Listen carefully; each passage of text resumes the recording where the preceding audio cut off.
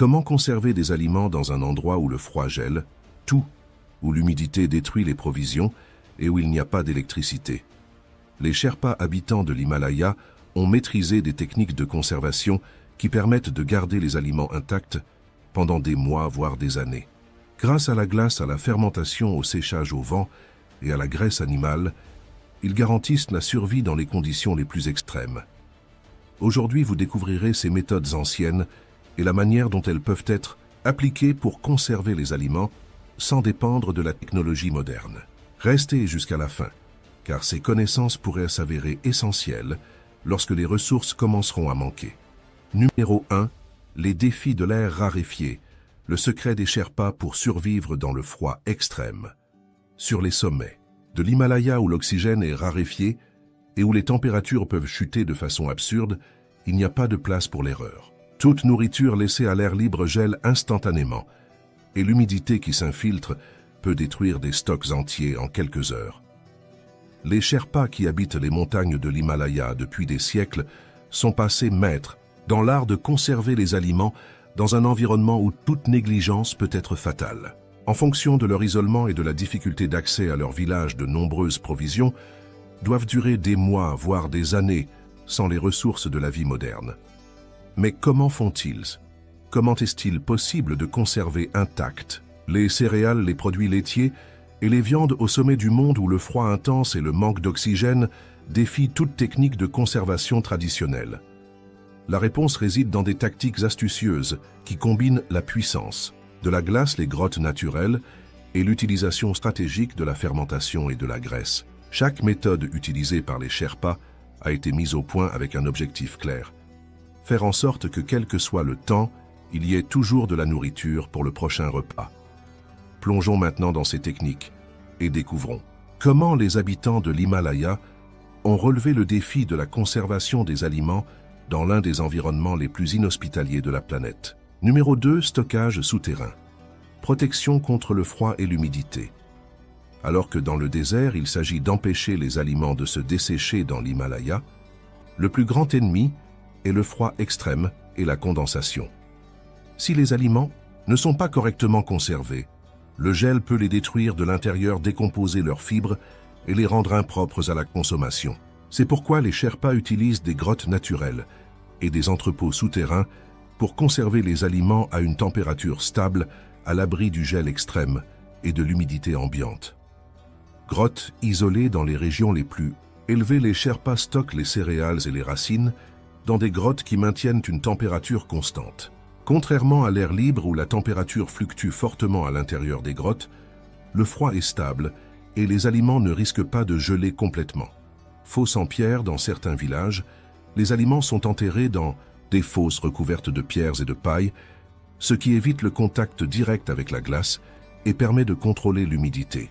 Fûts en bois, certains aliments sont conservés dans de grands fûts en bois, protégés par de la graisse de yak ou recouverts de couches de cire naturelle, ce qui empêche l'humidité de les altérer. Cette méthode permet aux céréales, telles que l'orge, le riz et le maïs, de durer des mois sans pourrir même dans un environnement extrêmement humide. Aujourd'hui, cette même technique peut être utilisée pour créer des garde-manger souterrains dans l'arrière-cour, ou même utiliser des sous-sols bien isolés pour conserver les aliments en toute sécurité, à l'abri des variations extrêmes de température. Numéro 3. La lyophilisation, comment le froid préserve les aliments de manière naturelle. Contrairement aux peuples du désert qui utilisent la chaleur pour déshydrater les aliments, les Sherpas ont mis au point une méthode de séchage sur glace où les aliments sont déshydratés par le froid intense sans perdre leurs propriétés nutritionnelles. Ce processus fonctionne car à des altitudes extrêmes, le froid gèle l'eau contenue dans les aliments. Et en raison de la faible humidité de l'air, la glace s'évapore directement sans passer à l'état liquide, un phénomène appelé sublimation. Les aliments les plus courants qui subissent ce processus sont les suivants: viande de yak et de chèvre coupée en fines lamelles et laissée à l'air libre dans des endroits protégés du vent. Avec le temps, l'humidité s'évapore et la viande devient dure comme de la pierre et peut être conservée pendant des mois. Fromage séché. Le lait de yak est transformé en fromage puis exposé au froid, ce qui crée des blocs extrêmement résistants qui peuvent durer des années sans s'abîmer. Congélation des légumes en plein air.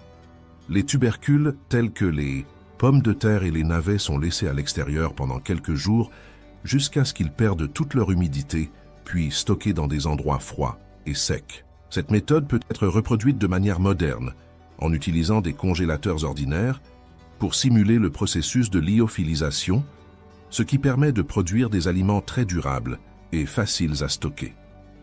Numéro 4. Fermentation. Naturel, le secret des aliments qui durent des mois. Dans un environnement où le froid intense peut rendre tout aliment insipide et où l'humidité peut rapidement provoquer des moisissures, les Sherpas ont développé des techniques de fermentation pour conserver les aliments pendant de longues périodes. La fermentation permet non seulement de conserver les aliments, mais aussi de les rendre plus nutritifs et plus digestes, ce qui est essentiel pour ceux qui vivent en altitude et qui ont besoin d'énergie pour affronter le froid extrême. L'exemple le plus connu est le gundruk, un légume fermenté à base de feuilles de moutarde, d'épinards sauvages ou de choux. Le processus de conservation suit des étapes précises. 1. Les feuilles sont cueillies et laissées au soleil pendant quelques jours jusqu'à ce qu'elles commencent à se flétrir. 2. Elles sont ensuite pressées dans des pots d'argile et enfouies dans le sol où une fermentation naturelle se produit pendant plusieurs semaines. 3. Après le processus de fermentation, le gundruk est conservé dans des récipients en terre cuite, où il est conservé pendant plusieurs semaines. 3.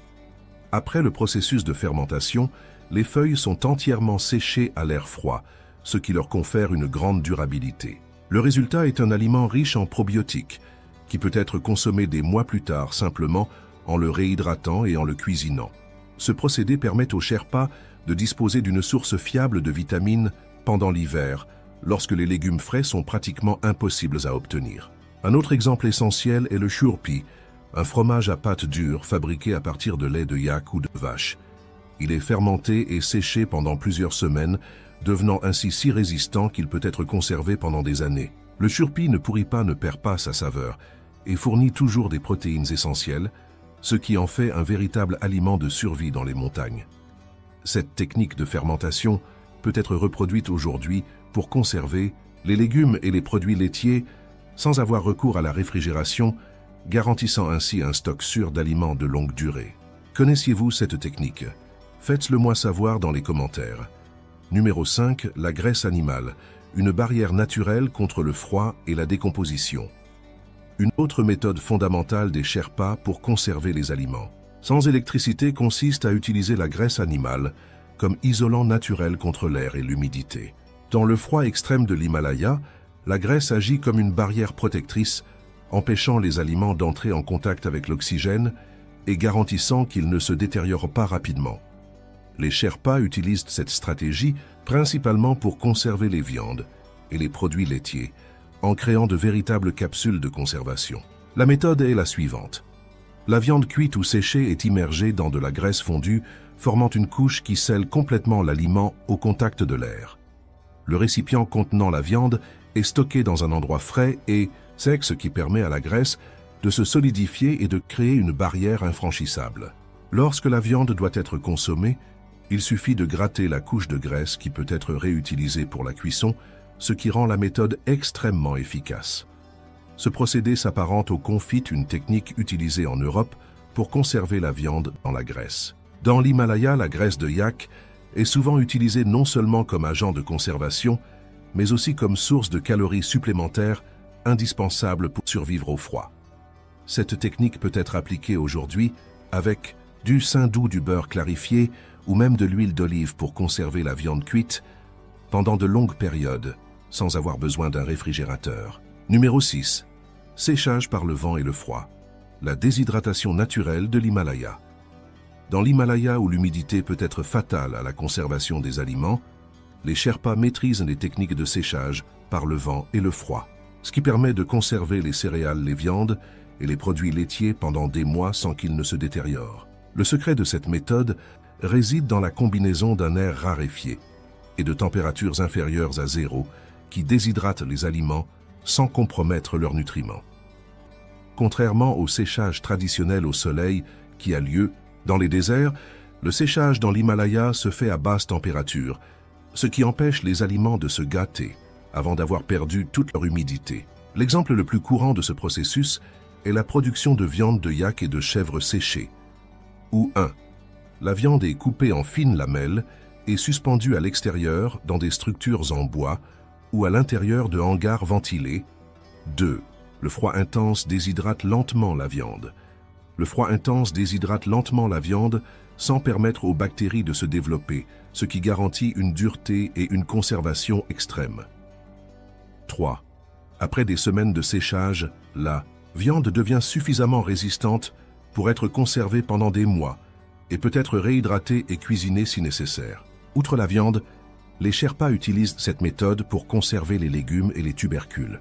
Les pommes de terre et les navets, par exemple, sont laissés à l'air libre jusqu'à ce qu'ils perdent leur humidité, puis stockés dans des endroits protégés d'une humidité excessive. Un autre aliment essentiel qui subit ce processus est le chourpi séché, une version ultra résistante du fromage de yak. Ce fromage est laissé à sécher dans le vent jusqu'à ce qu'il devienne si dur qu'il faut le mâcher pendant des heures avant de pouvoir le manger. Sa durabilité est impressionnante, il peut durer des années sans s'abîmer. Aujourd'hui, cette méthode peut être appliquée à l'aide de déshydrateurs ou même de congélateurs ouverts dans des environnements secs, recréant ainsi le processus naturel de séchage dans le vent et le froid de l'Himalaya. Que pensez-vous de ces techniques? En connaissez-vous d'autres qui permettent de conserver les aliments? Faites-le moi savoir dans les commentaires et aidez les autres à en savoir plus sur les techniques de conservation des aliments. Numéro 7. Stockage dans des récipients naturels. Protection contre l'humidité et les rongeurs. Un autre défi majeur pour les habitants de l'Himalaya est de protéger les aliments contre l'humidité excessive et les nuisibles, tels que les insectes et les petits rongeurs. Pour ce faire, les Sherpas utilisent des matériaux naturels très résistants, tels que le cuir, le bois et la céramique, pour stocker leurs provisions. Contrairement au plastique et aux métaux modernes, ces matériaux permettent un échange d'air contrôlé, réduisant l'accumulation d'humidité et empêchant les moisissures de détruire les stocks. Les principaux conteneurs utilisés sont les suivants. Sacs en cuir. Les céréales telles que l'orge et le blé sont stockés dans des sacs en cuir qui protègent de l'humidité et empêchent les insectes de pénétrer dans les aliments.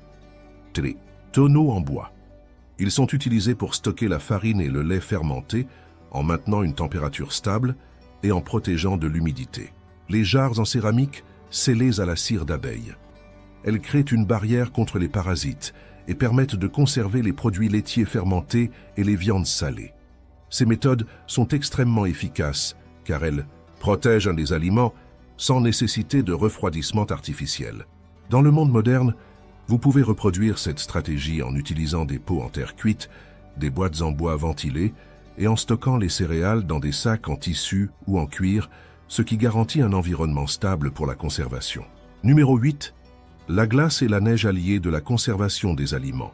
Dans un environnement où les températures peuvent descendre bien en dessous de zéro, les Sherpas ont appris à utiliser la glace et la neige à leur avantage pour la conservation des aliments. Contrairement à ce que l'on pourrait imaginer, le froid extrême peut être à la fois un ennemi et un allié selon la manière dont il est maîtrisé. La neige, par exemple, agit comme un isolant thermique naturel. En enterrant les aliments à des endroits précis dans la neige, on les protège des variations extrêmes de température et on évite la congélation absolue qui peut mettre en péril la qualité des aliments. Pour ce faire, les Sherpas utilisent différentes techniques. Un fosse de neige compacté, creusé à des endroits stratégiques où la chaleur du sol empêche les aliments de geler en permanence. 2 blocs de glace pour maintenir une température stable. Les aliments sont stockés dans de petites grottes de glace où la réfrigération s'effectue de manière contrôlée, sans fluctuations soudaines qui pourraient compromettre la texture et les nutriments. 3 isolations avec de la paille et du cuir. Pour éviter que les aliments ne gèlent trop à l'intérieur de ces dépôts, les Sherpas les enveloppent de couches de paille sèche ou de sacs en cuir, réduisant ainsi le contact direct avec la glace. Cette méthode permet de conserver les légumes, les produits laitiers et les viandes pendant des mois, sans qu'ils perdent leurs propriétés nutritionnelles. Dans le monde moderne, cette technique peut être adaptée aux régions froides en utilisant des structures thermiques naturelles, telles que la neige compactée pour créer des entrepôts réfrigérés en plein air. Ce concept est déjà appliqué dans certaines régions où la neige est utilisée pour stocker des aliments sans avoir recours à l'électricité. Numéro 9. La cueillette en montagne, une stratégie de survie en hiver. Malgré toutes les techniques de conservation, les Sherpas ne peuvent pas compter uniquement sur ce qu'ils stockent. Pendant l'hiver, lorsque les villages sont isolés, ils doivent se tourner vers la cueillette d'aliments naturels dans les montagnes pour compléter leur régime alimentaire. Il s'agit de 1. Plantes résistantes au froid. Certaines espèces d'herbes et de racines survivent, même à basse température, et fournissent des nutriments essentiels. Il s'agit notamment du genévrier de l'Himalaya et des racines de bardane, qui sont riches en hydrates de carbone et peuvent être consommés sous forme de thé ou bouillie. 2. Champignons séchés. Avant l'hiver, les Sherpas ramassent des champignons sauvages et les déshydratent à l'abri du vent. Ils sont conservés dans des pots d'argile ou des sacs en tissu, ce qui leur assure une riche source de protéines pendant les mois les plus froids. 3. Fruits naturellement congelés. Certains fruits, comme l'argousier qui pousse à haute altitude, restent congelés sur leurs branches pendant l'hiver et peuvent être cueillis directement dans la nature. Ils sont très nutritifs et contiennent plus de vitamine C que les oranges. Cette stratégie de récolte garantit que même dans des conditions extrêmes, les Sherpas ont accès à des aliments frais, réduisant ainsi leur dépendance à l'égard des vieux stocks. Dans le monde moderne, cette pratique peut être appliquée par toute personne cherchant à constituer une réserve d'urgence plus durable, en apprenant à identifier les plantes comestibles et les sources d'aliments naturels qui résistent au froid. Les Sherpas ont survécu pendant des siècles, dans les conditions les plus extrêmes de la planète, sans avoir recours à l'électricité ou à la technologie moderne. Ils n'ont pas le choix, et peut-être que bientôt, nous ne l'aurons plus non plus. J'aimerais maintenant savoir laquelle de ces techniques vous a le plus surpris. Avez-vous essayé des méthodes de conservation sans réfrigération? Laissez vos commentaires ci-dessous. Si ce contenu vous a été utile, aimez la vidéo, abonnez-vous à la chaîne et activez les notifications pour recevoir d'autres conseils de survie et de préparation. Rendez-vous dans la prochaine vidéo.